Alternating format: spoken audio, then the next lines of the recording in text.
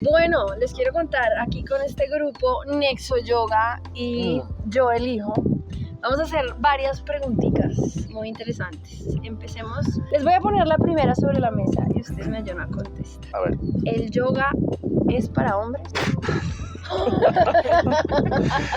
Sí. Pues claro, para todo el mundo.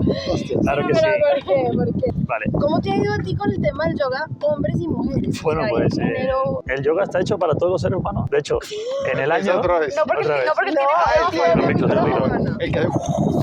Sí, sí. El yoga está hecho para todos los seres humanos. En realidad, a principios del siglo XX, el primero que dijo, el futuro del yoga está en las mujeres y empezaron a practicar masivamente las mujeres yoga. Fue Krishnamacharya en India. Pero en realidad el yoga ha sido practicado por hombres desde el principio de los tiempos, desde el principio del yoga, 3.000 años antes de Cristo aproximadamente. Ya venía practicándose. En que lo practiquen masivamente mujeres es lo que ha sido novedoso realmente desde el 1900 y a día de hoy en el mundo entero lo practican muchas más mujeres que hombres, pero se ha practicado por hombres siempre también. Y todavía seguimos practicando. Y volvámonos a qué es el yoga. ¿Es algo religioso? ¿Es un estilo de vida? ¿Cómo lo describes? Tiene que ver con la alimentación. Es un estilo de vida, desde luego que es un estilo de vida. ¿Y tiene que ver con la alimentación? Claro que tiene que ver con la alimentación. ¿Es una religión? Desde luego que no. ¿Se puede practicar yoga teniendo un temperamento religioso o teniendo un temperamento ateo completamente? Yo lo describiría como un sistema de desarrollo personal, de autodesarrollo. Plantéanselo como que es una disciplina y un estilo de vida para dar la mejor versión de uno mismo cada día y mejorarla día a día. Eso es el yoga. Perdón, a mí me confunde un poco y me confundió por mucho tiempo esa versión del yoga de llegar a un lugar donde hay una persona con una túnica y huele a incienso y hay un poco de mantras y cantos extraños. Extraños sonidos de... Sí, y yo, digamos que hay temperamentos, ¿no? Somos todos diferentes. Yo me alejo un poco de eso porque pues no me gusta, sencillamente no me gusta. Y yo creo que eso afecta muchísimo la percepción del yoga. Creo que diferenciar entre un yoga terapéutico y un yoga un poco más metido en este tema religioso y como de la India, no sé, digamos que creo que eso le ha hecho daño. ¿Opinas lo mismo? Totalmente. Sí, a ver, desde el principio el yoga está definido como lo que expliqué antes, lo que dije antes, y en un centro de yoga no tiene por qué haber ninguna imagen religiosa. Si la persona que practica, que enseña, tiene una inclinación religiosa, pondrá sus imágenes, pero en realidad no necesita hacerlo. Podemos tenerlas o no. Si nos sentimos bien con ellas, bien, y si no nos sentimos bien con ellas, pues no. Y se puede hacer extraordinariamente neutral. Es decir, se puede practicar yoga sin ningún tipo de imagen, se puede practicar yoga con una esterilla, con el cuerpo, con la mente. ¿Existen mantras? Sí, pero tienen una razón específica de ser usados y no siempre ni todo el mundo tiene por qué practicarlos para decir que se practica yoga. Y desde luego, ni incienso, ni vestimentas, ni duchas, ni nada. O sea, no necesitamos más que la disposición y una esterilla para practicar yoga. Al final, mira, esto es tan simple como cada cual le da el sazón que le quiera dar, ¿no? Pero si una persona si tú pudieses contar con una herramienta, olvídate el nombre, y como una herramienta que tú puedes dedicar 20, 25 minutos cada día y te ayuda a mejorar un 0,5% cada día, desde el punto de vista personal, espiritual, energético, de concentración, de que cultive tu propia voluntad de ser y tomar decisiones para tener una vida más acertada, ¿lo tomarías? Absolutamente. Ya está. Ahora puedes ponerle yoga terapéutico, yoga tipo de Nexo yoga, lo que sea. Prueba la herramienta, experimentala. Si quieres que te ayude a crecer, te da la posibilidad de hacerlo. Y es eso, te ayuda a crecer X porcentaje diario. Imagina todos los días practicar, o es un día sí, un día no, practicando. Bueno, al final es una estrategia, es una práctica, es una estrategia diseñada de práctica que te ayuda a expresar el 100% de tu naturaleza humana. Imagínate un año practicando así. Vas a ser una mejor persona en todos los sentidos al final de un año. Vamos, 100% seguro. Te hago una pregunta, entonces, según lo que nos has contado, y hay una persona que está empezando, que no tiene ni idea, nunca ha hecho yoga, de hecho, pensar en yoga tiene para esa persona un concepto malo, negativo, no puedo. ¿Con cuánto tiempo debe disponer esa persona o cómo empieza a avanzar a tener ese hábito? Porque claramente construir hábitos es complejo y tú hablas de un año, de una persona 20, 25 minutos. Si tuviéramos que darle un tip aquí a alguien, decirle, usted va a empezar a hacer yoga, listo, empiece por aquí. Sí, a ver, un hábito de yoga como un hábito de cualquier tipo, en menos de un mes lo tomamos, el hábito. Ahora, si la pregunta es, ¿cuánto tengo que esforzarme y durante qué tiempo para obtener un resultado que yo lo pueda palpar y que sea visible? Pues la respuesta es de 20 a 25 minutos, día sí, día no. O sea, un día sí, un día no, entre tu semana, 20 a 25 minutos. Sí, 3-4 veces por semana, 20 a 25 minutos aproximadamente, y en menos de un mes ves el resultado. Pero es como todo, olvidemos que sea yoga, vamos a hablar de la alimentación. ¿Quieres empezar a mejorar en tu vida en algo? Ya sea porque tienes sobrepeso, porque tienes bajo nivel de energía, lo que sea. Tienes que empezar, es que todo se empieza. Todo hábito, la pregunta es si hay un hábito que tú quieres conquistar, si hay un mal hábito que quieres reemplazar. Y si dices, sí, mira, todos sabemos lo que tienes que hacer. ¿Tú sabes lo que tú tienes que hacer? Totalmente. Tú sabes lo que tienes que hacer. Yo, los que van a ver este video saben lo que tienen que hacer para mejorar. Lo saben. Lo saben. ¿Por qué no lo hace? Entonces al final la gente no lo hace porque dice, wow, entonces hay un cambio y las personas no le temen al cambio, le temen al proceso de cambio, le temen al precio que tienen que pagar en el proceso. La gente dice, uff, levantarme media hora antes, uff. Entonces, claro. Ahora si tú le dices a la gente, mira, imaginemos si yo hago un chasquido de dedos y vas a aparecer tú y yo dentro de un año habiendo hecho todo este tema. ¿Quieres el cambio? Y te van a decir, sí. Claro. Entonces al final lo que la gente le teme es al proceso de cambio, al precio emocional que tienen que pagar de tiempo, de frustración, de si puedo, si no puedo, si me caigo, si no me caigo, del propio proceso de cambio. Pero todo hay que empezar. Hay que empezar. Es que todo bueno, les cuento que nosotros tenemos acá un grupo de gente que principalmente está queriendo bajar de peso. Digamos que estamos un poquito enfocados en ese tema. Entonces ellos nos van a hacer la pregunta y se las hago yo aquí a ustedes. ¿Cuál sería la diferencia entre empezar a hacer yoga o ejercicio? Cualquier otro tipo de ejercicio. Crossfit, salir a montar en bici, hacer cualquier otro tipo de ejercicio versus empezar a hacer yoga. ¿Por qué escogería yo yoga hoy en día? Bueno, la gran diferencia del yoga bien aplicado, como el que estamos haciendo y como el que acabamos de hacer en este curso, es que se usa el cuerpo para que se influya precisamente en el sistema nervioso y endocrino, precisamente controlando los circuitos que ayudan a que esa persona pueda bajar de peso. Esa es la idea. Los neurotransmisores, las hormonas, lo que ayuda a que esa persona baje de peso. Así que, ¿se está haciendo ejercicio? Sí, porque es un ejercicio. Con el cuerpo se usan los músculos, se trabaja como se puede trabajar en otro ejercicio cualquiera, pero tiene un doble beneficio. Mero osteomuscular, pero también lo tiene profundo. Sin duda. Influye en quien quiere bajar de peso mucho más. Un plus. Una cosa no quita la otra. Ya estamos convencidos y lo sabemos que si una persona dice, ok, ven, voy a darle esa posibilidad de esos 20 minutos. Imagínate que lo primero que haces es eso, 20 minutos. Si tú dices, sí, pero yo prefiero montar bicicleta o prefiero ir al gimnasio, ¿qué vas? La cuota de gimnasio, te vas a desplazar al gimnasio, 1 hora de gimnasio. Al final te vas a quedar por la mitad. O no. Pero si un precio tan básico como 20 minutos un día sin día no es un precio alto. Desde tu casa. Desde tu casa, cualquier precio va a ser un obstáculo para ti. Claro. Entonces, dentro de 15 años estarás donde estás ahora. José, yo empecé a hacer yoga hace un par de años tal vez, o un poco más. Y cuando lo hago con frecuencia, cuando lo hago casi todos los días, llego a unos niveles de bienestar que honestamente no me da nada más. Pero cuando se lo cuento a la gente, siento que hay un poco de incredulidad. De burla. Como de hacer ahí un par de ejercicios en el piso que no tiene, o sea, porque como no terminas sudando, como no terminas con ese agite que terminas después de hacer un deporte de alto impacto. Entonces yo oigo amigos que dicen, no, yo estoy montando bicicleta y no te imaginas cómo me siento bien desde que monto bicicleta. Perfecto, sí, pero es que él pedalea y sube una cuesta de 14 kilómetros, entonces pues, con razón. Pero cuando yo les digo, yo estoy haciendo yoga y nunca he sentido tanto bienestar físico y emocional en la vida que cuando mis rutinas de yoga las hago juicioso. Y saben, creí que era accidentalmente, es decir, empecé a hacer yoga y me empecé a sentir tan bien que yo decía, ¿qué estoy haciendo? ¿Hay algo? La culpa No, Y no te respondiste, No. yoga. Sí. No, yoga. ¿Qué estoy haciendo? Yoga. Pues ya está. Pero dudé Sí. y dejé de hacerlo en algún momento, en algún viaje, uno pierde la rutina y empecé otra vez a sentirme no tan bien, empecé otra vez a hacer yoga y ahí ya dije, esto no es una casualidad, es el yoga. Y lo he venido haciendo, hoy hago la práctica, procuro hacerlo todos los días y me siento perfecto. ¿Cómo le explicarías a una persona incrédula por qué el yoga? ¿Por qué hacer un poco de posiciones logran tanto beneficio, tanto físico como emocional? El yoga, bien aplicado, lo vuelvo a decir, porque si se hace mal se pierde el sin tiempo, duda. eso es muy importante. Sin duda. El yoga, bien aplicado, trabaja exigiéndole al cerebro que produzca un tipo de dopaminas autogeneradas que se generan en todos los ejercicios físicos, por eso te han dicho, cuando monto bicicleta me siento bien.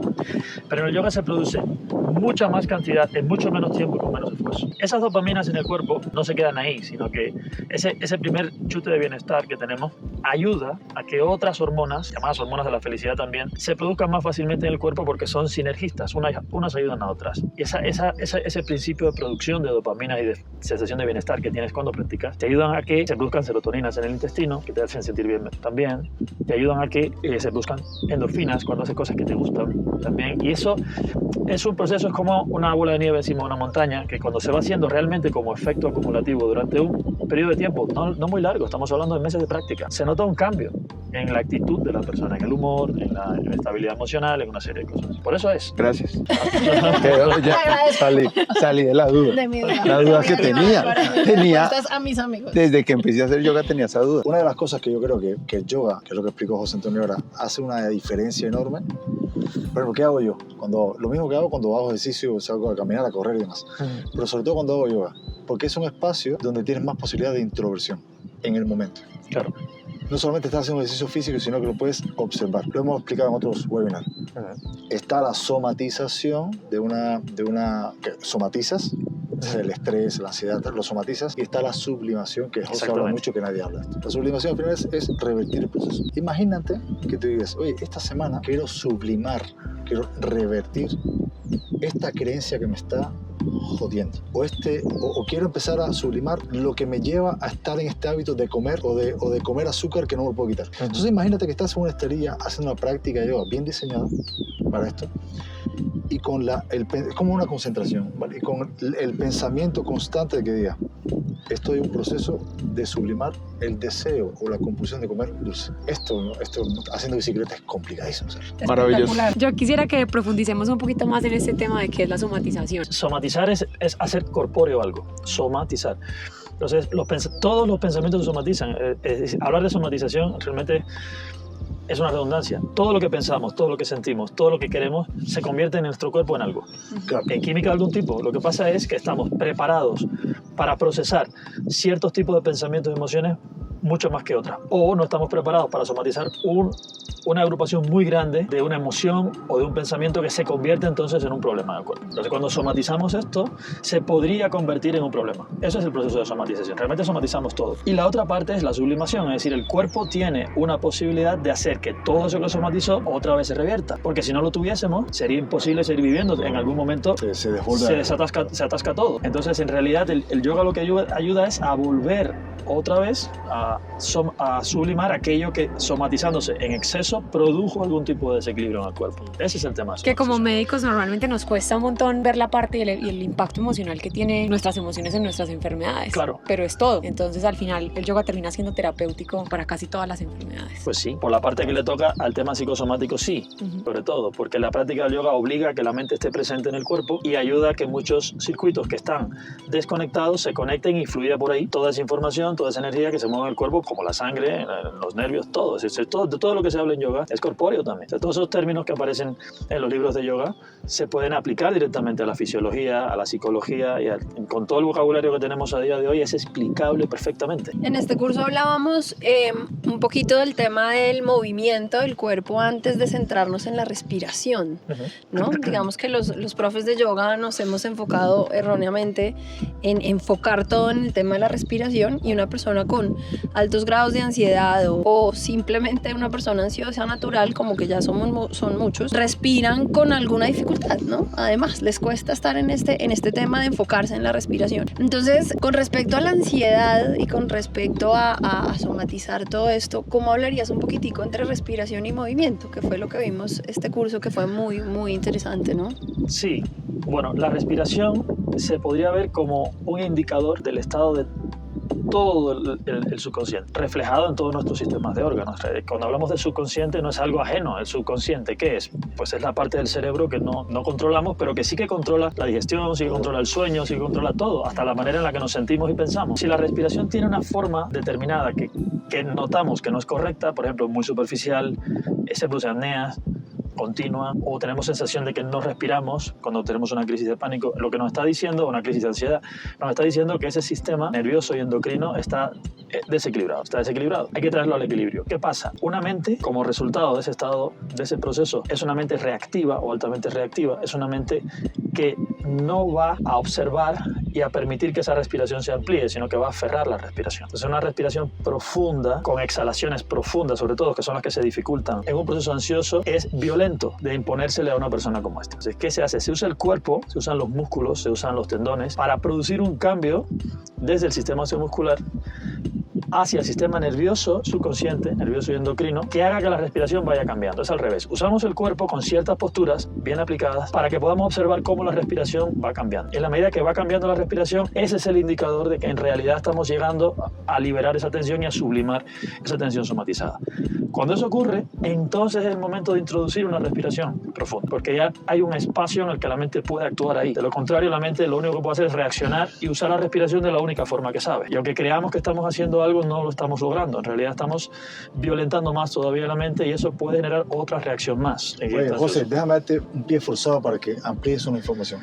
Otra cosa que hace diferente al yoga, cuando llegas a este momento que puedes empezar a trabajar sobre la respiración, que es el único sistema que realmente se puede controlar de forma consciente y que afecta a todo lo demás. Es ese equilibrio. Entonces, habla un poquitito de esto, que es fundamental. Que, insisto, en la pista, haciendo bicicletas, cualquier deporte, fútbol, lo que fuese, no se puede. Bueno, sí. En realidad, la razón por la cual los pranayamas en yoga se usan desde la respiración, y no es que sean ejercicios respiratorios precisamente, es porque en efecto es el único sistema de órganos que podemos mover desde el cerebro consciente y que además tiene un panel de control también en el cerebro subconsciente. La respiración se puede usar de dos maneras. O desde el cerebro consciente influimos en ella para que a su vez esto cambie todos los procesos del sistema autónomo y todos los sistemas de órganos, lo que llevaría a que necesitamos, y por eso dije antes, un espacio en la mente que no aferre la respiración y que sea un proceso realmente consciente y bien hecho, cosa que no se tiene cuando estamos en un estado ansioso. Claro. O bien se usa la respiración en sentido contrario. Voy a observar cómo está la respiración porque la respiración me está hablando de cómo está el resto de sistemas de órganos. La idea es, como sabemos que es una representación del resto de la pauta que tiene el sistema nervioso endocrino y del resto de sistemas de órganos, yo voy a usar mi cuerpo, el que sí puedo controlar, mis músculos, mis tendones,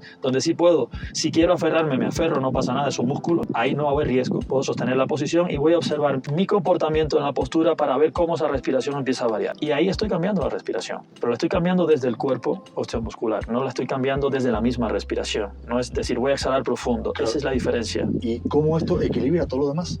Es que esa es la magia. Exactamente. Es que es la magia. Es decir, cómo esto equilibra todo lo demás es espectacular. Bueno, insisto. De las cosas más interesantes es un análisis que hizo José en medio del curso diciéndonos que en medio de esos ataques de pánico que varios hemos tenido y yo los he vivido, hay un momento en el que la preocupación inmensa del cuerpo es la exhalación. Y claro, uno se concentra un montón en respirar porque digamos que ha hecho un trabajo mental para no entrar en esa crisis de pánico, pero es involuntaria. De todas maneras, es involuntaria. Así es. Entonces, en el forzar la respiración, descubrir que la inhalación es lo que más preocupa por el miedo a ahogarme, por la posibilidad de no volver a inhalar profundamente, es lo que empieza a hundir más el tema del pánico, ¿no? Es la complicación en ese momento. Sí, en realidad un proceso ansioso o una alteración de la mente, en este caso hacia la ansiedad, es un desequilibrio del sistema autónomo hacia el sistema simpático. Es decir, el sistema simpático está bastante más exacerbado con respecto al sistema parasimpático. Y estos dos sistemas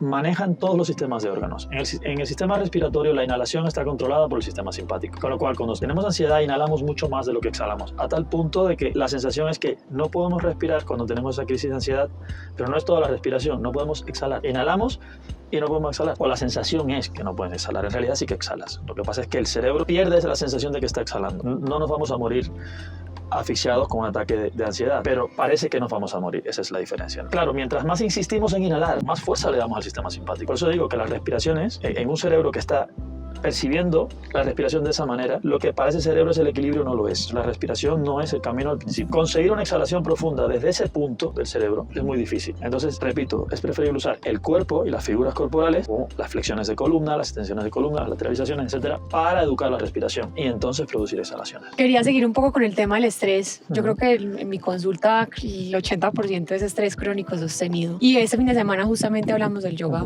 terapéutico para el estrés y la ansiedad. Lo que pasa cuando llega la la gente a mí ya tiene muchas alteraciones, tiene insomnio, tiene, digamos, narcolepsia o tiene pues, sueño durante el día, ya empieza a tener muchas alteraciones ya de estrés, pero la gente llega un poco más desesperada a ver resultados y al final todo es un proceso. Para una persona que iniciaría un proceso de yoga un poco enfocado hacia el estrés, ¿qué le puedes decir de ese proceso y cuánto tardaría como en ver un poco más de resultados? ¿Cómo sería ese proceso? Es relativamente rápido en dar resultados, en realidad, porque lo que estaba preguntando Milen antes, ¿por qué siento bienestar cuando practico yoga? Porque se están produciendo y se producen con relativa facilidad, es decir, en las primeras 3, máximo 4 semanas se produce un nivel de dopaminas en el cuerpo que normalmente en un proceso ansioso no se tiene, porque el cuerpo está lleno de cortisol y de adrenalina, que son inhibidoras de las hormonas de la felicidad. Entonces, el desespero que tienen estas personas es porque se sienten mal, pues necesitan tener bienestar. Lo que quieren es bienestar. Incluso teniendo insomnio, incluso teniendo un padecimiento determinado, es la sensación de malestar continuo lo que hace que se sientan desesperados, y es normal, porque estamos diseñados para sentirnos bien, pero lo normal es que tengamos unas concentraciones de dopamina en el cuerpo, de endorfinas en el cuerpo, de oxitocinas en el cuerpo, que nos hagan sentir bien y disfrutar de nuestro entorno. Cuando uno, ni siquiera poniéndose en el entorno adecuado, disfruta, se preocupa. Pues una persona que tiene estos padecimientos, incluso haciendo lo que normalmente le da placer, no le da placer.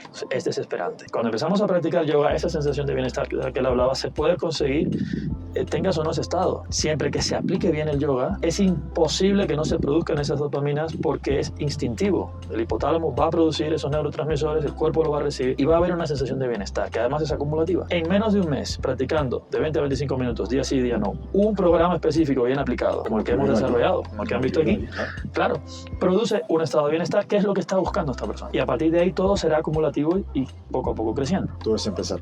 Y es real que una persona que está en ese estado ya le cuesta empezar, porque lo que quiere justamente es cambiar el estado, pero quiere cambiar el estado. Si tú dices, oye, pero al menos invierte un mes, no, porque yo quiero algo ya, ¿por qué tiempo te ha llevado a llegar aquí? Es decir, ese estado de ansiedad ha costado tiempo. Esto no sé.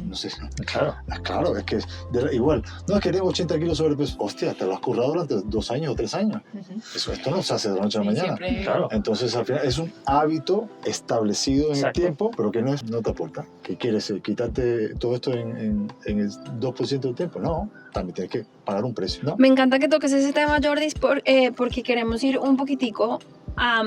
Yo creo que dirigirnos un poquitico al tema del peso, porque digamos el curso lo hemos hecho de ansiedad y del manejo de estrés, pero nosotros enfocamos un poco este canal al tema del peso y el manejo de entrega de peso y los kilos emocionales. Para nosotros hay una gran dosis de kilos emocionales que cargamos encima y adicionalmente toda una historia cultural que traemos, cada uno desde su historia, cómo mamá me educó a comer, cómo fue el tema de sentarme en la mesa con mi familia, cómo papá seguramente pasó algún día y me dijo, está comiendo mucho, y de ahí en adelante yo bloqueé de alguna manera todo el tema de la alimentación para mí, porque pues papá me ve gorda, entonces pues no me gusta, y todo eso que va alrededor de alimentarme, que además es el principio de la vida, sino cómo me muero, y cómo todo esto nos ha llevado a estas emociones, las recargo con comida, ¿sabes? Lo que no puedo manejar y lo que no puedo llevar de boca para afuera, entonces pues voy y me lleno de comida, y así manejamos hoy en día el tema de... Sí, pero mira, la compulsión, que es eso, es una sensación de acción que no puedes controlar, es una compulsión. Por la comida es lo típico, y además es la más fuerte que hay. La gente habla de que el sexo, no, la comida. Ya está, bueno, hay más. ¿Tienes algo que decir? No. Hay seres y seres. Pero bueno. Hay seres. De todo hay. De todo en esta vida. No, pero está clarísimo que es así. Pero yo destacaría 2 cosas que puedes estar viendo. Da igual cómo te hayan educado, lo que hayas sentido, experimentado, lo que hayas visto, tienes la posibilidad de en el próximo minuto tomar una decisión, y esa es tu voluntad. Eso no te lo quita nadie, esa es la voluntad de ser. Tienes la posibilidad. No, porque mis papás me daban tal cosa, porque mi abuela, porque entonces mi tío. Da igual, esto ya quedó en el pasado. ¿Qué vas a hacer mañana? ¿Qué vas a cenar hoy? ¿Qué vas a cocinar hoy? Esta es una decisión que puede tomar cualquier persona, da igual en el estado que esté, lo puedes hacer, porque esa es tu voluntad, eso es lo que te permite compensar. Esta es una. Y lo otro es, apalancando un poco el tema, el yoga, como dice José, bien aplicado, bien diseñado, se puede aplicar como un servicio. Imagina, Milet, vale, dice, ok, quiero mejorar mis hábitos alimenticios porque quiero bajar de peso, que es bajar de peso es el resultado. Lo que realmente quieres experimentar es verte mejor en el espejo, estar en la playa, ¿sabes? Se te ve que te diga, oye, Milet, qué guapo estás. Gracias. Eso es lo que tú quieres, gracias.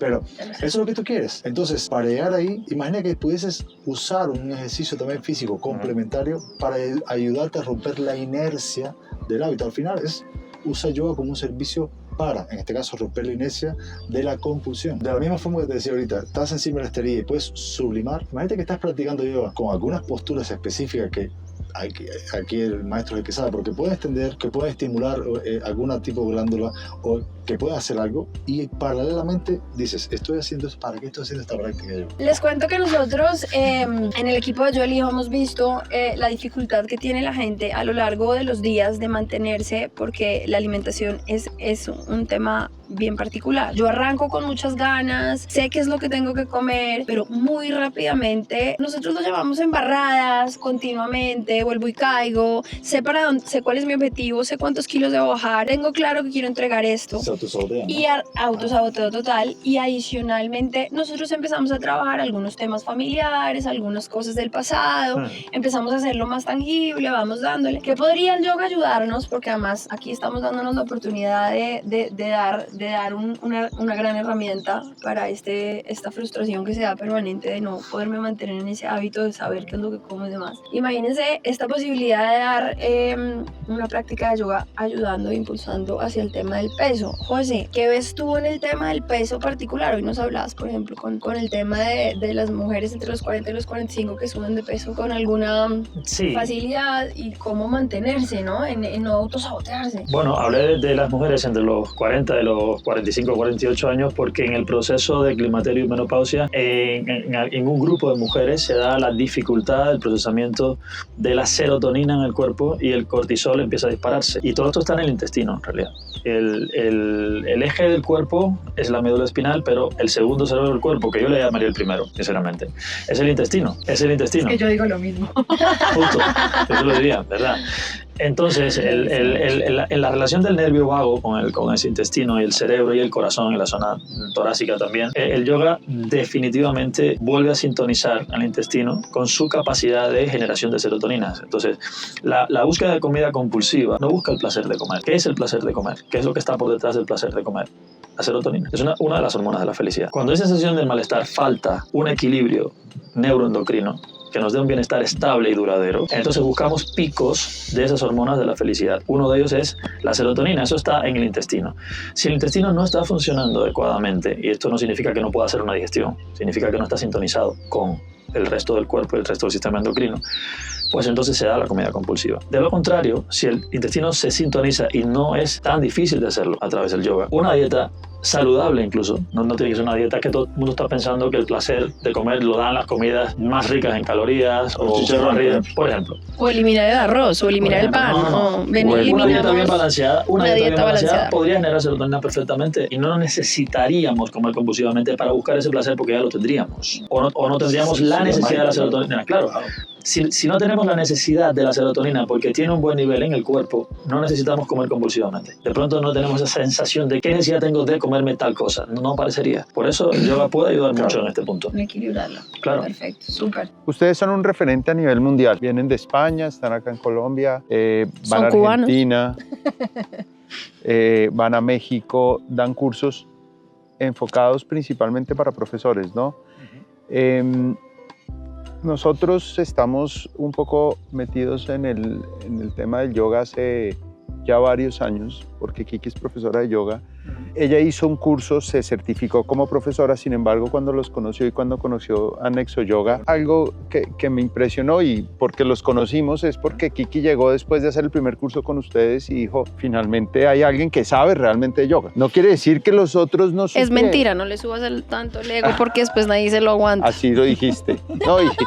No le puedes subir es más. Es verdad, sí, no. No se le puede subir más. No, él ya llegó al tope del ego. Entonces, un poco lo que a mí me impresionó, ella llegó transformada a ese curso, dijo, de verdad, este curso sí siento que ahora soy profesora y soy una profesora responsable. Estoy aterrada de la cantidad de posiciones, de asanas que yo aprendí a hacer en mi curso, estaban mal hechas y que en algún momento podían incluso tener algún riesgo para las personas que lo hacían. Yo lo veo acá, lo veo en este curso Porque, bueno, después de ese curso que hizo Kiki, ella hizo otro par de cursos con ustedes y hoy yo vine a este curso y veo profesores de yoga, 20 punta profesores en el curso que cuando José explica algún tema de seguridad principalmente, miran con una cara de lo he hecho mal toda la vida.